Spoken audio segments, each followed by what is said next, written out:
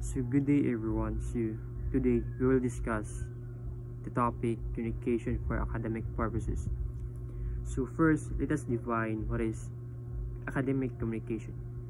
So academic communication involves presenting ideas effectively and formally in a scholastic environment. It's also called scholarly communication. This also refers to methods of communication that are highly structured and generally and only used in pedagogical settings. So academic communication, guys, means sharing ideas clearly and formally in school or university. So it's called scholarly communication because this kind of communication is they are following rules, and usually it is used in classrooms, research, or when writing for school. So it's not the same as casual talk with your friends. Academic communication is more serious and organized.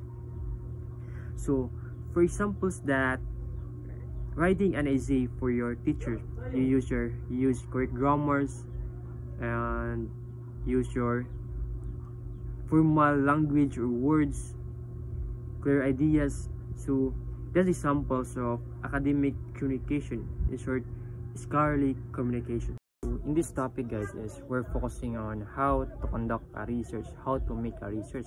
So there are 9 guidelines how to make a research. First is select a topic, guys.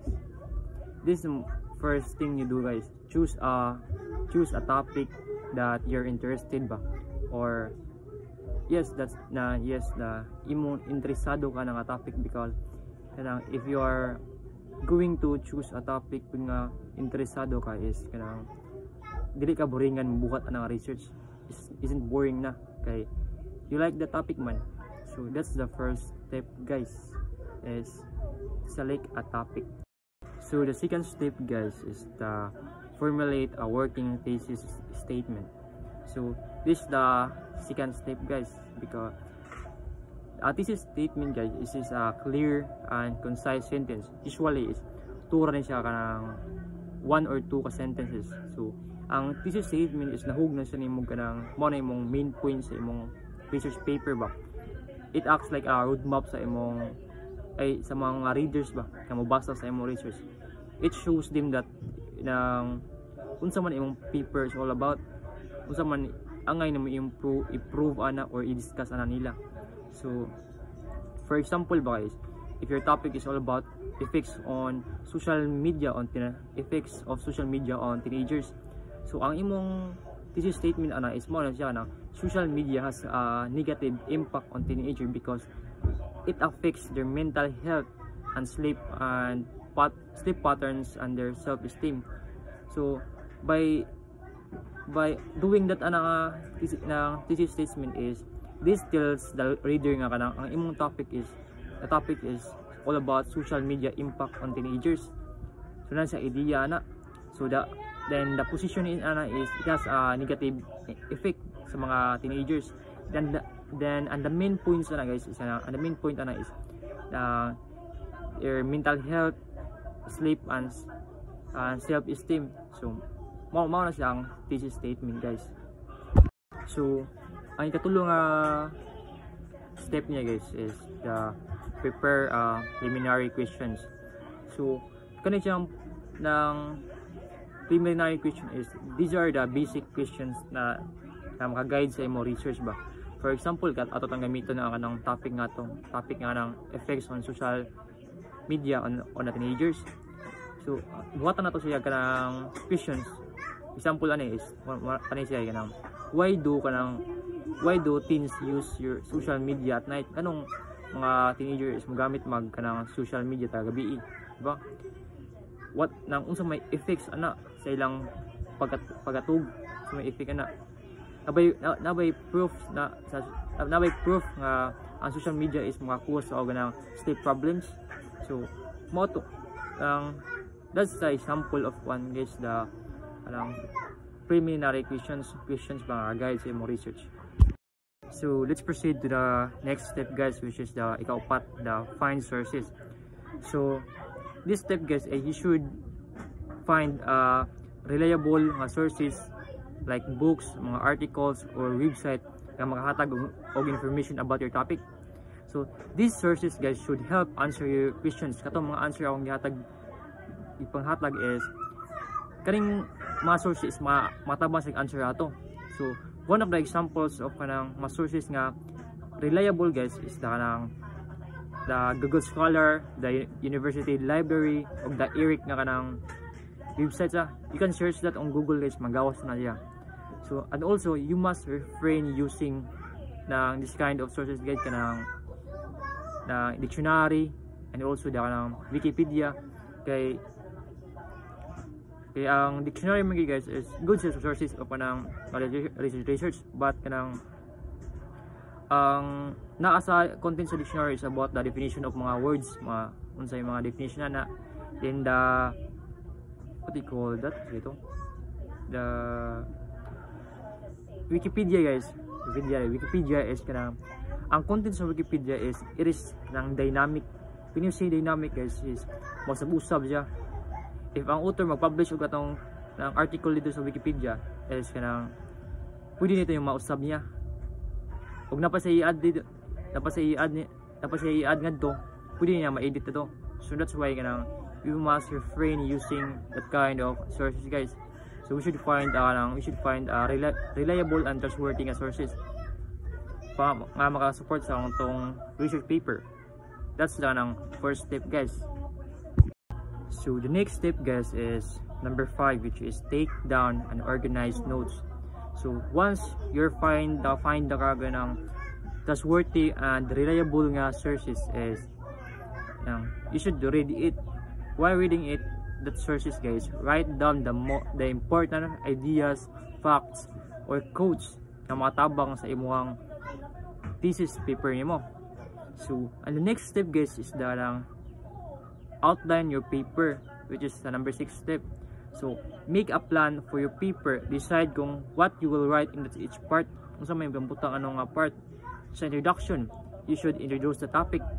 And your thesis, imo na introduce imong topic. So the next is the body.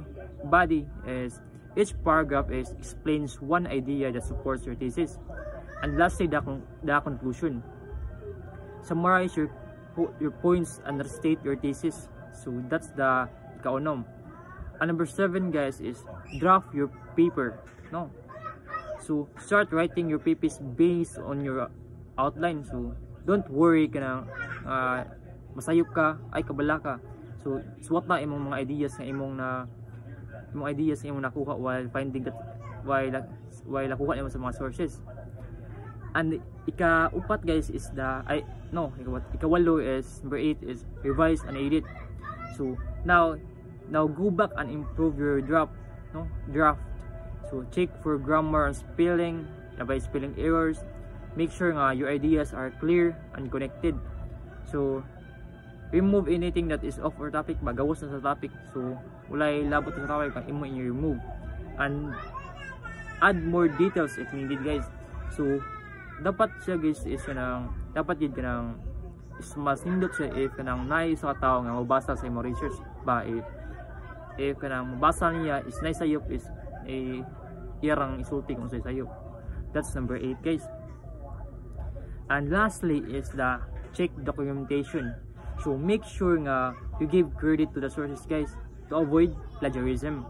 So dapat pangid kanang mo atong butag citation ba, use tag citation styles like APA, MLA or Chicago. So mostly is ang ipang use yun na kuha nilang citation is which is the EPA, the American Psychological Association. So next matong ingon nga make sure nga you give credit to the sources you use para kanang ma-avoid og ng plagiarism ba, mga hot kag lain niya kanang quotes dili mong words ba. So that's the last step guys. So in research paper guys is there are 2 types of research.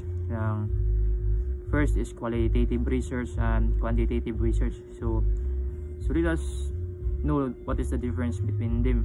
So the quantitative research guys is they use numbers, statistics para to collect data ba, na use siya ganang numbers para to collect data, while ang kanang qualitative research guys is collect siya data by kuan na ba kanang by observe that people, by ilang gi-observe ang kanang tao mo, ilang sabto na kanang ilang stories kung sa ilang tabo mo na kanang qualitative research guys is mo use words ang stories ba mo nang ang qualitative research is mo ingon nila guys kanang mas duol kay sa bias ang kanang qualitative research kay mo use mo emotion with kung saan yung pag collect sa data, kay while ang quantitative is nag-use numbers and statistic to collect the data. So that's the difference between qualitative and quantitative research. So qualitative and quantitative research is, it consists these following parts, no? First is the literature review. So the literature review is, this is the short summary of kanang unsang ipangsulti or ipangsuwat sa mga researcher about sa imong topic ba, related sa imong topic. Diba is you find a sources, mga articles, mga support sa imong kanang imong sa imong research nimo paper. So kanang katong imong katong imong nakakuha nga kanang ideas about atong nakuha nimo sa atong mga sources is kanang imo tong explain kung unsa imong nasabtan ato ng what you have learned from them ba. Then you write a short summary of your ideas. So that is the literature review. So the next one is the methodology. So methodology is you explain bitaw kung what you did to your research ba, unsa imong gibuhat sa imong research, like unsa mga instruments nga imong panggamit. So dili instruments nga kanang mga guitar, so dili na mao. So mga instrument ba is kanang like nang unsa like kanang unsa na pag-collect data sa imong mga kanang unsa na pag-collect sa mga data. I use pagkaganang surveys, mga interviews ba, or ask ba questions or interviews sa mga tao. Then that's it. That's the methodology. It's about unsa na yung pagbuhat ang imong research, then unsa imong instruments nga ipang use to collect the data. Interview ba, survey ba ka, like that. So the next is the findings. So you see findings ba, unsa imong, what did you find out while you're conducting research ba, while you're collecting data. So muna ganang unsa the result bitaw, you tell the result of your study ba, unsa man ilang ipang sulti, unsa imong nakita. So that's the kanang findings. Then the next is the analysis. Anong man what it means. You look at the result ba, you look at the result and explain ang unsa may pasabot ana, anong naitabo man siya, anong naitabo man nga nang issue diri sa inyong barangay, no? That's the analysis. Imong generalize ba kung unsay katong nakuha ni mga findings, imong gi-analyze kung unsa way naitabo, true nga naitabo ba nganong ana-ana ang barangay or naunsa na siya. So that's the analysis. The last is the recommendation. So naghatag og ideas on unsa ni how to solve the problem ba, unsa ni pag-solve nang unsa may mahatag sa unsa ba imong messages, how to fix that, how to solve that problem.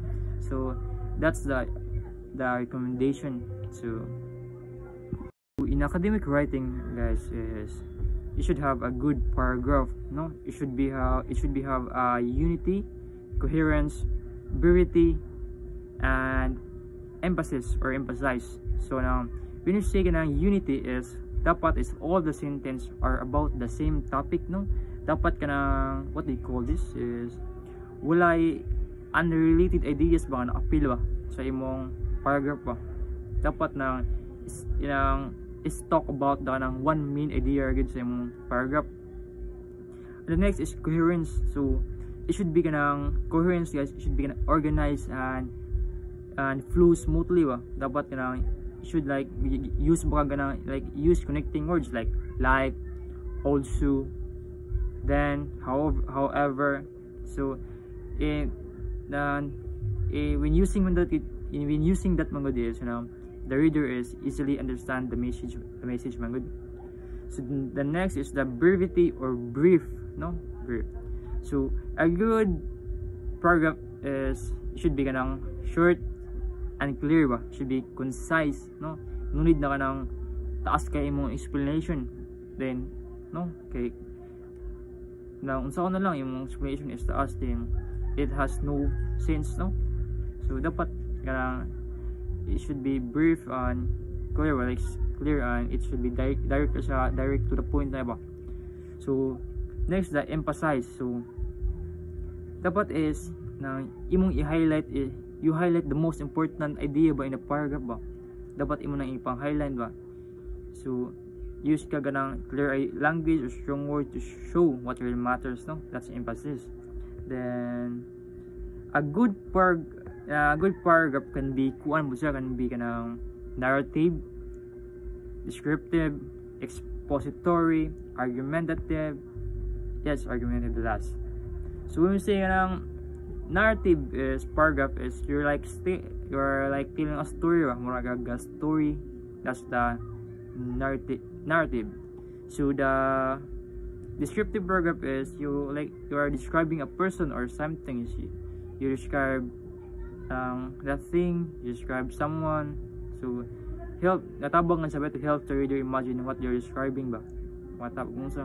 Kung sa imong gipang describe ba. So mga help na sa mga readers. Then the next is the expository. So it's all about explains an idea or gives information ba. That's an expository paragraph, imong gi-explain ang idea para masabtan lagmayo, hatagag information about that. So lastly is the argumentative. So when you say argumentative, so dapat siya is it gives an opinion ba, and also nasa ka ng support claims ba, nasa ka ng facts ba, nga kanang pamatuod nga ng your paragraph is tinuod, dili siya ng fake, dili siya false ba, is by doing manggid ana mag-provide gid maka ng mga support sa yung paragraph ng it is maka-convince sa mga reader na kanang your imuhang kuan is imuhang paragraph is strong kay tamang kay kanang mga support nga facts. So that's kanang a good paragraph. So let's proceed to the academic writing styles, So the first one is formality.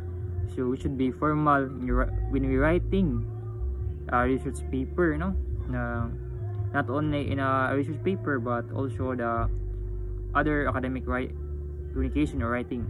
So first is don't use construction. So it means that don't shorten words like ayaw i-short don't shorten words like and don't, can't, it is, it should be we should avoid that to use it. Instead we use we use tag do not, cannot, and it is. So that's don't use construction. Then use second one is don't use colloquial language lang. So avoid using everyday or straight language o mga pang-ganggang bitong language bito, like cool, I like that man, I like, and I wanna, like that nga words ba, we should avoid that. The next is the always write concisely as you can. So dapat say what you mean in a few words as possible, so without losing the meaning ba. Dapat because too many words make writing confusing or boring. So dapat we should keep it clear and simple, guys. So next is the generally avoid phrasal verbs. So what this means? So phrasal verbs are phrases like give up, find out, thought of. Instead of we should use formal alternatives like instead find out, we use discover, we discover, Instead of give up, or use quit or surrender. That's ba? So phrasal verbs mga are often informal, using more precise words sounds more academic. So that's why we should avoid phrasal verbs. Next is avoid common but vague words and phrases. So what does mean, guys? So don't use words like things like stuff, a lot. So be more specific. So instead of kanang mo use kag a lot of people attending that event, mo na ka many instead of kanino imong isuwat na ito kanang many resident has kuan ana blah blah blah. So instead atong informal man tong kana a lot of people, so we should avoid that. We use instead of we use many residents ana many residents. So that's number 6 na po. This avoid overuse of brackets, don't use exclamation mark or dashes. Avoid direct questions, don't use etc or etc, di na gamiton. So bracket is used only for truly needing for extra info, but that's bracket. Exclamation marks is too emotional for formal writing, so we should avoid that. Dashes is too casual lang siya, so use commas or periods. Should we use to commas or periods. So direct questions like did you know sounds too informal ba, so yun na, we should avoid that.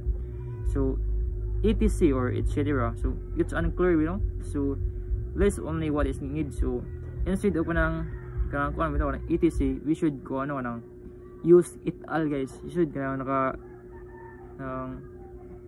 it all is guys, ang it all guys is basta nakasugat mo na while doing research ba. So when you see it all, guys, is like ang example sana is mga, for example, I see my name Jinken and it also. Ang it also, guys, is muna siya mga your other members mo it also. That's why we should it's okay to use that, guys. So and we should avoid using etc or etc, no. So the next is always use capital letters appropriately and never use the type of language used in texting, diba? So kita mangina kay kita is nanad mangita ka ng use tag small letters when we kuan down when we messaging someone ba, para kuan daw ng ingnon nila kanang matured kay kanang ang typings is kanang lower case on typings. So na okay ra sa kanang while na chat-chatra, pero when writing academic writing na is, so we should kanang kuan agad kanang avoid that to use, no. It should start with kuno ng big letter or capital letter, no. So don't write text like di ka mo gamit og ng u nga word instead of w o u. So imong gamiton kay u noon, so di na maayo. So napailain ka ng ID key, so it means I don't know, so mao na ibang butang ito, di na pwede. You should avoid that. So that's why you should when we writing academic paper or yes, we should be formal, guys, no, formal. So good evening, everyone. The topic is academic writing style. So there are 6 academic writing style. So first is generally avoid personal language. So kanito is personal reflection, essay, or personal narratives may naturally use first person. Ang kanito is naa siya formal context para naa sila kining kon para nga ma-precise siya and more understanding. So ang ikaduha is never use emotive language. Be objective rather than subjective. So kani is negative adverb of time is English in English meaning not at any time daw. Ang gamit ani nga word, then dapat imong ipang tabi objective rather than subjective. Next is avoid being too dogmatic. So what is avoid being dogmatic? Refrain from expressing opinions or beliefs as if they were absolutely true and under questionable. And dogmatic daw is a strong belief sa usa ka opinions. Example is being open-minded. So, what is consistently used evidence from your source reading and reference this correctly. Use evidence refers to the reliable and repeated use of data and fact. So is ang cornerstone of effective academic writing dapat na ay proper situation and balance. Ikalima is avoid 6 language. Unsa man siya is inherently subjective and depend entirely on individual preference. Example kanang woman are naturally more emotion pero both siya men and woman. So last is avoid her or she, herself, himself, ethic. So kani daw is naa daw sakto nga paggamit to pronouns sa ang nasa insight of each student bring his or her assessment. So siya kaning dapat audi sa mao dapat ning ang paggamit ani kay inani siya student should bring her assessment. So mana siya. So thank you. Mao tong tap. Turn everyone, this is my topic. First, make sure you write in complete sentences. Your explanation, your writing should include both a subject of a verb and express a complete thought. Second, divide your writing up into paragraphs. So, kining paragraphs day is arin to makita ang clarity, organizations, and reliability and follow. Third is use connecting words of phrases to make your writing explicit and easy to follow. My explanation is called transitions helps make your writing clear, organized, and easy to understand. These words and words show the relationships. Next, check your grammar and spelling carefully. So kini siya is dapat sakto jud atong grammar para dili na masabdan ang sa spelling sa dapat sure para walay sayop ay tabo. Last, use nominalizations and passages. So nominalization is process of thing, verbs, actions, or adjectives descriptions into ours, things, or concepts. Hedging means using careful to show that we are not 100% sure, especially when talking about ideas, opinion, or research. We use is to sound polite, formal, and not too strong in our claims. So ang hedging di ay kay careful words to show that we are not 100% sure sa among gisulti, like ideas, opinions, or sa research. Amo siyang isulti nga naay respeto or formal sa among claim. First is impersonal subject. The personal subject is subject na siya sa usa ka sentence nga wala nagamit og specific person or things. Example, it is raining. So ang it sa usa ka sentence wala nag-mention og specific subjects. The second is the passive verbs. So ang passive verbs is nag-focus siya sa result rather than the person. For example is the data was interpreted as supporting the hypothesis. So ang passive verbs is was interpreted. So explanation na ng ano na passive verbs is nag-focus siya sa interpretation rather than kung kinsa ang nag-interpret. The third is we use verb like suggest, imagine, claims, or supposed to show that something is only a possibility, not a fact. For example, some people suggest that exercise reduce stress. So ang verb din na kay suggest. Kay ang suggest kay opinion sa usa ka tawo nga ang exercise daw kay maka-reduce sa stress. Attitude words are used to show the writer or speaker stance uncertainty or tentativeness toward a statement. Example, she is arguably the most influential writer of her time.